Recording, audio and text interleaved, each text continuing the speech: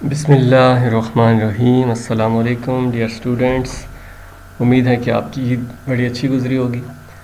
اب آپ کے پیپر بھی ہیں، انگلش کا ابھی پیپر باقی ہے فیڈرل بورڈ کا، تو کلاس 9 اور 10 دونوں کے حوالے سے یہ ایک ویڈیو میں نے بنائی ہے MCQs کے حوالے سے، اور امید ہے کہ یہ آپ کے کام آئے گی اور آپ کی تیاری اچھی ہوگی۔ اللہ تعالیٰ آپ کو کامیاب کرے۔ So let get started. اس ویڈیوز میں 10 MCQs ہیں۔ ویسے تو اس میں ببلز کو کرنا ہوتا ہے، لیکن آپ کو پتہ ہونا چاہیے کہ کون سا آپشن صحیح ہے، کون سا غلط ہے، اور کون سا کس وجہ سے صحیح ہے۔ اس میں ریزننگ آپ کو پتہ ہونی چاہیے، ریزننگ پتہ ہوگی تو اس 10 کے بعد 10 جو MCQs ہیں اس سے آپ بے شمار MCQs کو درست کر سکتے ہیں۔ So one is first, fish is to school as bird is to dash۔ اب اسکول آپ نے جہاں پہ آپ تعلیم حاصل کرتے ہیں وہ آپ کے ذہن میں نہیں ہونا چاہیے۔ مچھلیوں کا جو جرمٹ ہوتا ہے یا غول کہہ لیں، اس کو بھی اسکول کہا جاتا ہے، کہ فش اسکول سے، اور برڈ اگر برڈ زیادہ ہوں گے، پرندوں کا غول ہوگا، اس کو کیا کہیں گے؟ اس کے 4 آپشن ہیں: فلاک، ہرڈ، اسٹیبل، فارم۔ تو مچھلیاں زیادہ ہوں گی تو ان کو مچھلیوں کے غول کو کہیں گے اسکول، اور شول بھی کہتے ہیں۔ اور پرندوں کا جو غول ہوتا ہے اس کو کیا کہیں گے؟ 4 آپشن ہیں، یہ ہر ایک آپشن کا میں آپ کو بتا دیتا ہوں تاکہ اگر ان میں سے کوئی سا بھی آ جائے تو آپ اس کو درست کر سکیں۔ فلاک ہوتا ہے پرندوں کا غول، تو اس کو یہاں پہ جو رائٹ آپشن ہے وہ فلاک ہے۔ ہرڈ نمبر 2 ہے۔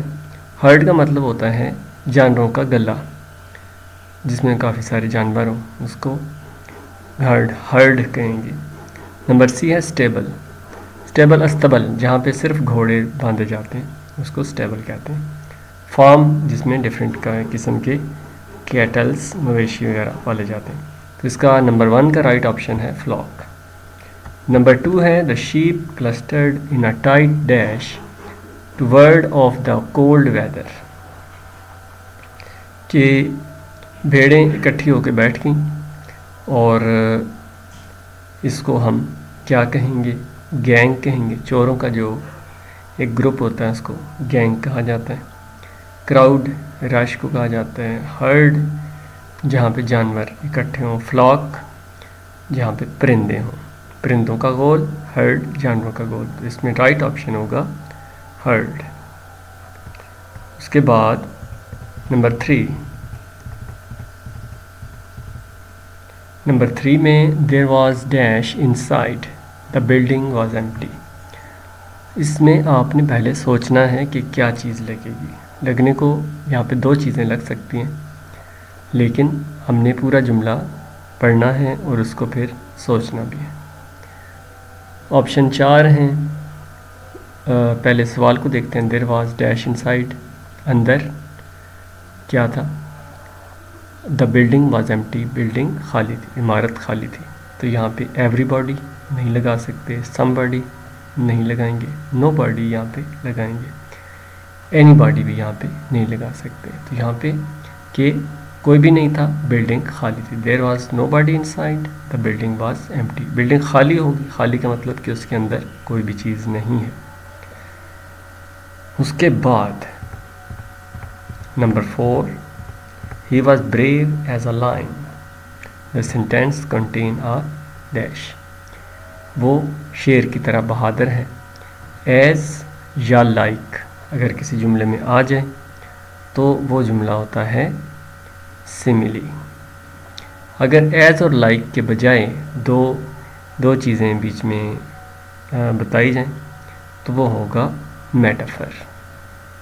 ڈائریکٹ اگر ایک چیز کو کہا جائے he was a line of the battle field, تو وہاں پہ آپ نے یہ نہیں کرنا کہ آپ اس کو سملی بنا دیں، آپ نے اس کو میٹافر بنانا ہے۔ پرسونیفیکیشن جیسے کہیں گے کہ دا فلاور واز ڈانسنگ، جس میں انسانی چیز پائی جائے تو اس کو کہیں گے پرسونیفیکیشن. تو نمبر 4 کا جو رائٹ آپشن ہے نمبر وہ ہے سی سملی ایز اور لائک جس میں آیا. نمبر 5 آ گیا دا جوز کریج ون ہم owner. The under line word is dash. Courage کو انڈر لائن کیا ہوا ہے جی. تو کریج کا مطلب ہوتا ہے حوصلہ, ہمت. ہمت جو ہے یہ کون سا ناؤن ہے؟ Concrete noun. کنکریٹ ناؤن وہ ہوتا ہے جو کہ فزیکل باڈی جو رکھتا ہو. ایبسٹریکٹ ناؤن کہ جس کو محسوس کیا جائے, تجرید کہتے ہیں جیسے. اور کولیکٹیو ناؤن یعنی کہ پوری جماعت کو ایک نام دیا جائے, جیسے پولیس.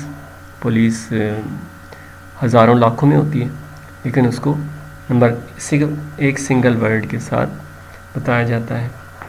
اس طرح پراپر ناؤن. پراپر ناؤن کا مطلب ہوتا ہے اس میں خاص یا اس میں معرفہ, جیسے قائد اعظم ایک ہی ہیں, لاہور ایک ہی شہر ہے, دریا سندھ انڈس ریور جو ہے وہ ایک ہی ہے. تو نمبر 5 کا جو رائٹ آپشن ہے وہ ہے ایبسٹریکٹ ناؤن. یہ ایبسٹریکٹ ناؤن ہوگا نمبر 5 کا. تو ایبسٹریکٹ کا مطلب جو چیز محسوس کی جا سکے, یعنی جو فزیکل باڈی نہ رکھتی ہو, جیسے بریوری ہے بہادری, چالاکی ہے کلیورنس, اسی طرح ہارڈ ورک محنت. یعنی اس کا کوئی فزیکل باڈی نہیں ہے لیکن اس کو ہم محسوس کر سکتے ہیں. نمبر 6 clock is to time as a thermometer is to dash. Clock یعنی گھڑی وقت کے لیے اور تھرمامیٹر کس کے لیے؟ نمبر اے ہے ہیٹ, بی انرجی, 3 ہے ڈفرینٹ, سی ہے ڈفرینٹ اور ڈی ہے ٹیمپریچر. اس میں آپ نے آپشن سوچ سمجھ کے لگانا ہے. 2 آپشن بہت کلوز ہیں, ہیٹ ہے اور ٹیمپریچر ہے. اب یہاں پہ ہیٹ کا مطلب ہے گرمی اور ٹیمپریچر کا مطلب ہے درجہ حرارت. اب ان میں سے رائٹ آپشن ہوگا ٹیمپریچر, کیونکہ تھرمامیٹر صرف گرمی ہی محسوس نہیں کرتا. اگر اس کو گرم موسم میں برف میں رکھا جائے تو وہ اس کی ٹھنڈک کو بھی میئر کرے گا. تو right option is the temperature. یہ جو لفظ ہیں, یہ جملے ہم نے پڑھے ہیں کہ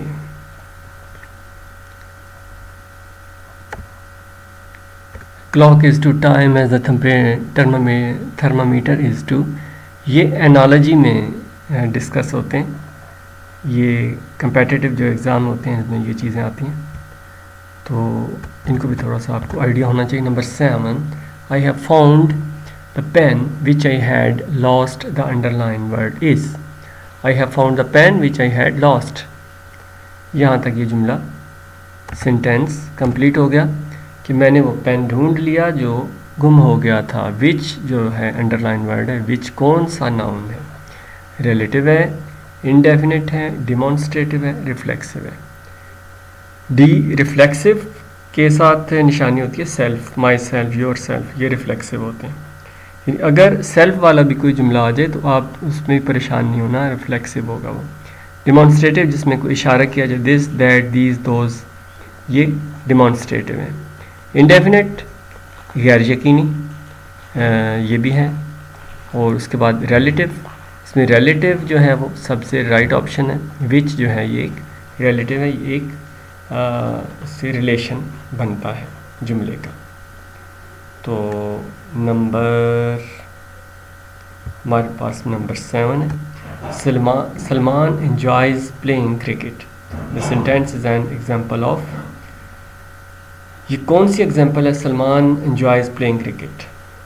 جملے میں 4 آپشن ہیں, بتاتا ہوں. ایزرٹیو ہے یا امپیریٹیو ہے, انٹروگیٹیو ہے یا ایکسکلیمیٹری. ایکسکلیمیٹری جو ہے اس میں الاس, ہرے, اس طرح کے جو سینٹینس ہیں, اوہ, یہ اگر اس طرح کا سینٹینس ہوگا وہ ایکسکلیمیٹری ہوگا, اور اس میں سائن بھی ہوتا ہے الٹا آئی. اس کے بعد سی دیکھیں, انٹروگیٹیو سوالیہ, یہ سوالیہ نہیں ہے, سوالیہ میں سوالیہ نشان ہوتا ہے. امپیریٹیو حکمیہ, حکمیہ میں سبجیکٹیو نہیں ہوتا, سبجیکٹ نہیں ہوتا. مثلا ہی شی اٹ نہیں ہوگا. اور ریزلٹیو یہ سادہ جملے کو کہتے ہیں, تو یہ ایک سادہ جملہ ہے. تو number 7 is resultive. Number 8 she seldom asks me to help her. Which type of adverb is used. اب یہاں پہ جو لفظ سیلڈم ہے, سیلڈم کون سا والا ایڈورب ہے تو یہ ایڈورب, لیکن ایڈورب کی بھی بے شمار قسمیں ہیں. تو آپ نے بتانا ہے کہ سیلڈم کون سا ایڈورب آف مینر ہے, فریکوینسی ہے, ڈگری ہے یا ٹائم. تو سیلڈم کا مطلب ہوتا ہے کبھی کبھار. Barking dog seldom byte. تو سیلڈم ایڈورب آف ٹائم ہے, وقت کا نہیں ہے. ایڈورب آف ڈگری ہے, نو. ایڈورب آف فریکوینسی ہے, یس.